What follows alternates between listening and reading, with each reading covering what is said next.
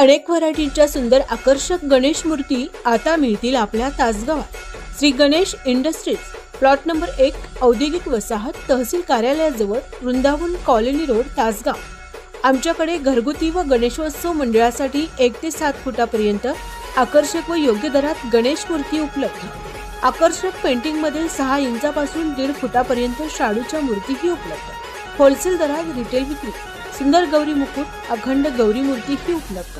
मंडळासाठी हव्या त्या रंगात मूर्ती रंगवून मिळते। मनपसंत मूर्तीचे आजच बुकिंग करा। संपर्क मूर्तिकार रमेश कुंभार व सौ समता रमेश कुंभार 9860 98 17 27 94 044 12 598।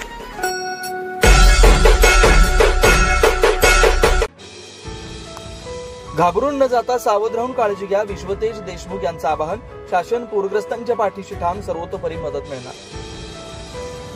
सतत पडणारा पाऊस आणि कोयना व धोम धरणातून सोडण्यात येणाऱ्या पाण्यामुळे कृष्णा नदीनं पाण्याचं पात्र सोडलंय।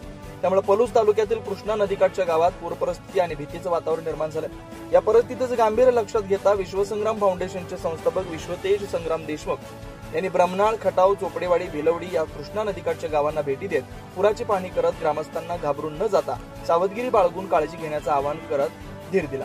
मुख्यमंत्री देवेंद्र फडणवीस, पालकमंत्री चंद्रकांत दादा पाटील, सांगली जिल्हा परिषदेचे माजी अध्यक्ष संग्राम देशमुख यांनी पूरग्रस्तांना सर्वतोपरी मदत करण्याचं आश्वासन दिलं। शासन पूरग्रस्तांच्या पाठीशी ठाम असल्याचं विश्वतेज संग्राम देशमुख यांनी सांगितलं।